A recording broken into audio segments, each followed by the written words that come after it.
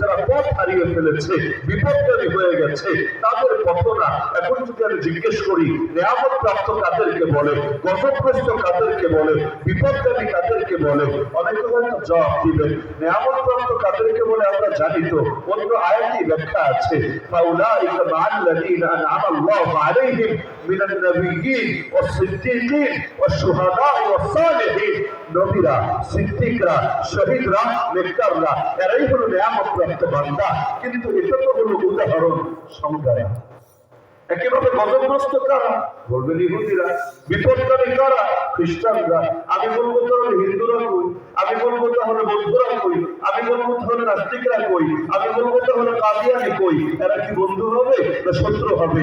যদি এদের পথ আপনার পথ হয় তাহলে তো এরাও নিয়ামত প্রাপ্ত বান্দা।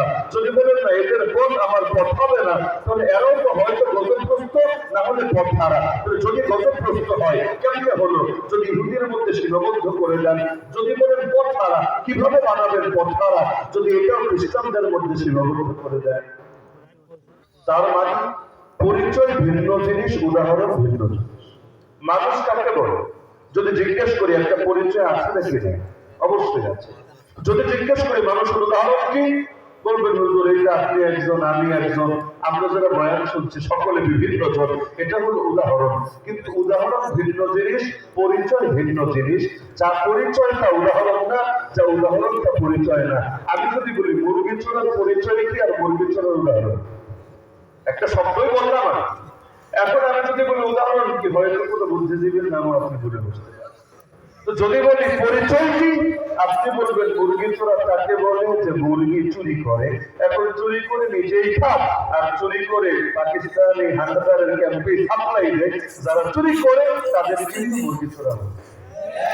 এখন গজবগ্রস্তের পরিচয় কি, বিপদগামীর পরিচয় কি, আর নিয়ামত প্রাপ্ত বান্দার পরিচয় কি? বলবেন পরিচয় জানার দরকার কি? পরিচয় যদি নাই জানেন তাহলে আপনি কোন দলের অন্তর্ভুক্ত হওয়ার দোয়া করছেন আর কোন দলের অন্তর্ভুক্ত না হওয়ার ব্যাপারে আল্লাহর সাহায্য চাইছেন, আগে তো জানতে হবে, পরে না মানতে হবে। যে জানে না সে মানে কিভাবে? নামাজের এলেম যার নাই সে নামাজের উপর আমল করবে কিভাবে? হজের এলেম যার নাই সৌদি আরবে গেলেও হজ করবে কিভাবে? সুন্নাতের এলেম যার নাই সে বেদাত থেকে বাঁচবে কিভাবে? ওদের সুন্নাত জিন্দা করবে কিভাবে? তখন তো সেই পাগল বেদাতে লিপ্ত হই নিজেকে সুন্নি বলে ঘোষণা করে। সুন্নি তো সেই হতে পারবে যে সুন্নাত চেনে, সুন্নি তো সেই হতে পারবে যে বেদাত চেনে। এক নম্বরে চেনে, দুই নম্বরে মানে। সুন্নাত চেনে, সুন্নাত মানে, বেদাত চেনে, বেদাত থেকে বাঁচে, তারই তো সুন্নি বলে। নাকি অন্য কোনো সংজ্ঞা আছে আপনাদের কাছে? ডিরেক্ট আমি আসি নাই, কোনো কিছু আপনাদের কাছে ভিন্ন থাকলে এটাও বলে দিতে পারেন, আমার জন্য জানানো সহজ হবে ইনশাআল্লাহ। তাহলে এক নম্বরে আমরা চিনি নিয়ামত প্রাপ্ত বান্দা কারা, তাদের পরিচয় কি, আমরা তাদের অন্তর্ভুক্ত হবো ইনশাআল্লাহ। আর গজবগ্রস্ত আর বিপদগামীদের পরিচয় জানবো অন্তর্ভুক্ত হওয়ার জন্য না। আরাফতু শাররা লা লিশাররি লাকিন লিতাওয়াক্কি ওয়া মান লাম ইয়ারিফি শাররা ইয়াকাফি।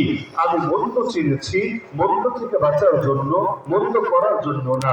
কারণ যে মন্দ চেনে না সে মন্দ থেকে বাঁচতেও পারে না। আমরা কুফর শিরিকও চিনি, কুফর শিরিক করার জন্য না, কুফর শিরিক থেকে বাঁচার জন্য। আবার ঈমান আর তাওহীদও চিনি, এটা থেকে বাঁচার জন্য না, বরঞ্চ এটা আঁকড়ে থাকার জন্য।